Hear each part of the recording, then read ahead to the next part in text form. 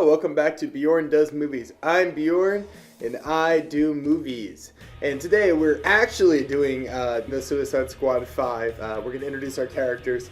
Maybe there may have been a little prankage last week, but this time I'm legit. So let's not waste too much time. Let's just go ahead and jump right into it. Pop up Grandson Squad, introduce our squad, let's go. All right. First off, we've got our returning squad members. I'm gonna speed run this. This is gonna be a fast one. We got Flatline, we've got Chemo, we've got Shade, we've got Blockbuster. Who else? Boomerang, Harley, Idris Elba, Bloodsport, Ratcatcher. Nanaue, aka King Shark. That everyone? Oh, the Hat. Oh my God, I almost forgot the most important character in the entire canon, the Hat. And last but certainly not least, Dorothy Spinner and her fabulous imaginary friend, Candlemaker.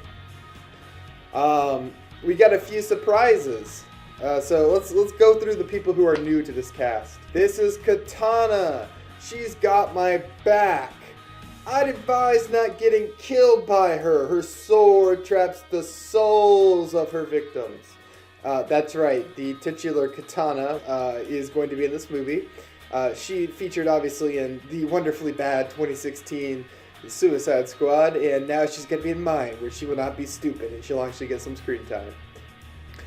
We got Madame Xanadu, a classic DC character who I think is also from Arthurian legend, if I'm not mistaken. She's King Arthur and Morgan Le Fay's sibling. She appeared briefly in the after credit scene of my last movie, where we saw her sort of interacting with the portal from Suicide Squad 3 I wrote on this channel. There's a lot of continuity here. And that's really it on the Suicide Squad. I added like 2 new characters basically.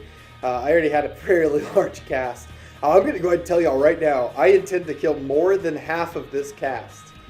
That's right, you didn't mishear me. More than half of this cast will be dead by the end of this movie. Uh-oh.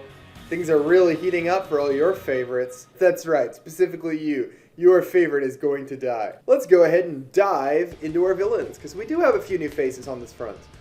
We've got our Society of Shadows as seen last time. Of course, that being Nightshade, the leader, and some sort of Lovecraftian deity from another universe.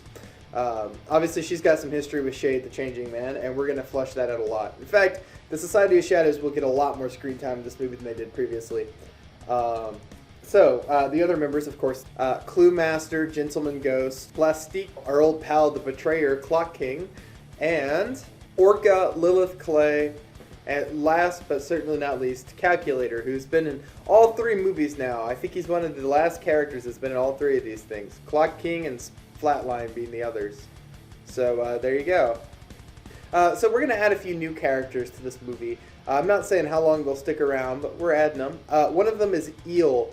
Now, Eel has been mentioned previously in the last movie. It is Orca's son, the one that gets killed on one of Waller's missions. And I guess I can go ahead and mention that we are going to see a flashback, which will allow me to also mention that Rick Flag will make a cameo in this movie. In addition to one other character who won't be a member of the Society of Shadows, but will appear in said flashback. And that is, of course, KG Beast. I wanted to work this guy in for a while. I love KG Beast. He's obviously associated with the squad pretty heavily. I thought up a fun set piece to introduce him in a while ago, so there we go. Bringing in KG Beast. And that's really it. This is a very quick one. Everyone knows who's going to be in this one. There's not many surprises as far as new cast members. I made it pretty clear that I'm using this as the finale, so I'm carrying over characters from the previous movies. That being said, y'all might be wondering what this movie is about. And what do you mean? Why would you ask that? Come on, man. This hypothetical person asking me questions is really rubbing me the wrong way, because this is a continuation of the last one. All that this is going to be is the Suicide Squad trying to figure out what in the heck Nightshade and her followers are doing and trying to stop it. Of course, we got some pretty sinister undertones in the after credit scenes that maybe their plans are much, much, much larger than we even anticipated. This movie will be epic. It's going to be the longest Suicide Squad movie I've written. As I said, I'm going to kill it a very large chunk, and some of those numbers might be changed. It might be more or less than 50%, but I'm shooting for around that point. You can expect a lot of chaos, a lot of action, a lot of really cool superpowers. So go ahead and let me know early on, who are your death predictions? I want to know. Who do you think I'm going to kill? You guys know me. I like to torture y'all, so hit me below. Who is going to die? Who is going to live? What do you think is going to happen? Should I part my hair this way, or should I part my hair this way? I mean, it's really up to y'all. So let me know below, and next video I'll part my hair whichever way wins.